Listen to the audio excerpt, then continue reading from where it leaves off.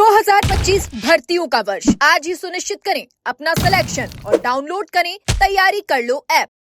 नमस्कार, एजुकेशन नगरी की खास पेशकश एजुकेशन बुलेटिन में आपका स्वागत है। मैं हूं ललित वर्मा। चलिए रुक करते हैं शिक्षा जगत से जुड़ी बड़ी खबरों की ओर। 7 दिसंबर से आयोजित होने जा रही असिस्टेंट प्रोफेसर भर्ती परीक्षा पर एकलपीठ द्वारा रोक के आदेश के अगले ही दिन आरपीएससी ने एकलपीठ के इस फैसले को खंडपीठ में चुनौती दे दी है, जिस पर अब 5 दिसंबर को सुनवाई होगी। ऐसे में परीक्षा में शामिल होने जा रहे 92,000 से ज्यादा परीक्षार्थियों में असमंजस की स्थिति पैदा हो गई है कि क्या वो परीक्षा के लिए रवाना हो या खंडपीठ के फैसले का इंतजार करें।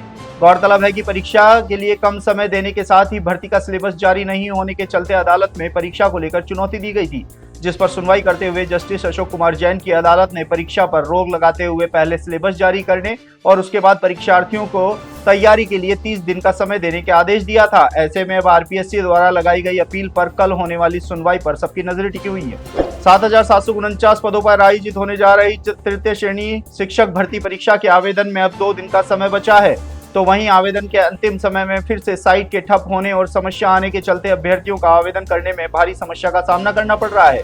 2 दिसंबर के बाद से ही अभ्यर्थियों को इस समस्या का सामना करना पड़ रहा है। अधिकतर समय साइट काम नहीं करने के चलते अभ्यर्थी आवेदन नहीं कर पा रहे हैं। हालांकि भर्ती के लिए आवेदन करने वाले अभ्यर्थियों को बोर्ड की ओर से पहले कई बार हिदायत दी गई थी कि समय पर आवेदन प्रक्रिया पूरी की जाए, लेकिन इसके बाद भी बड़ी संख्या में ऐसे अभ्यर्थी हैं जो अभी तक आवेदन नहीं कर पाए हैं।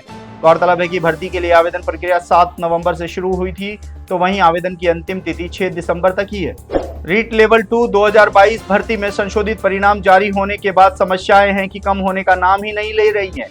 एक और जहां चयनितों से ज्यादा अंक वाले अभ्यर्थी नियुक्ति प्रक्रिया में शामिल करने की मांग को लेकर दर-दर भटक रहे हैं, तो वहीं संशोधित परिणाम आने के बाद करीब 1300 चयनित शिक्षकों की नौकरी पर भी संकट खड़ा हुआ था। हालांकि कोर्ट ने इनको नौकरी से बाहर नहीं करने के आदेश दे दिए थे, लेकिन अब इनके सामने समस्या खड़ी हो गई है कि 2 साल का प्रोबेशन पीरियड पूरा होने के बाद भी इनका फिक्सेशन नहीं किया जा रहा है, क्योंकि विभाग का कहना है कि कोर्ट ने नौकरी से बाहर नहीं करने का आदेश दिया है, जबकि फिक्सेशन को लेकर कोई निर्देश नहीं है। ऐसे में इन चयनित शिक्षकों के सामने फिर से कोर्ट जाने के अलावा कोई रास्ता नहीं बचा है।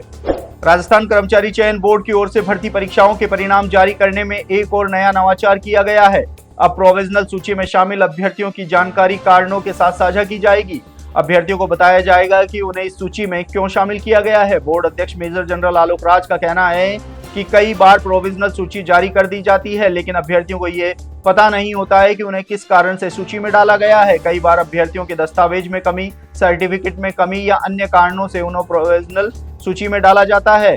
अब सभी जानकारी को साझा किया जाएगा। अभ्यर्थी समय रहते खामियां दूर कर सकेंगे। राजस्थान लोक सेवा आयोग के लिए साल 2026 खास रहने वाला है। 9 साल बाद ऑनलाइन परीक्षा की शुरुआत होगी। इसके तहत लेक्चरर आयुष विभाग भर्ती 2025 की विषयवार परीक्षा करवाई जाएगी। इसमें सफलता मिलने के बाद आयोग बड़ी भर्ती परीक्षाएं ऑनलाइन करवाने की राह की तरफ कदम बढ़ाएगा। आयोग ने साल 2015-16 में कॉलेज शिक्षा विभाग, अनुसंधान सहायक सहित कई विभागों की परीक्षाएं ऑनलाइन करवाई थी। इसके तहत कम पदों पर 100 से 200 आवेदकों की परीक्षा कराई गई थी। इसके बाद ऑनलाइन परीक्षा करवाने का सिलसिला बंद कर दिया गया था। हालांकि इसके बाद भी कई छोटी परीक्षा आयोजित हुई थी, लेकिन आयोग ने इन परीक्षाओं को ऑनलाइन नहीं करवाया था। अब 9 साल बाद फिर से आयोग परीक्षा का आयोजन ऑनलाइन करवाने की तैयारी कर रहा है। तो ये थी शिक्षा जगत से जुड़ी तमाम बड़ी खबरें। कल फिर से आपके साथ रूबरू होंगे, तब तक के लिए नमस्कार।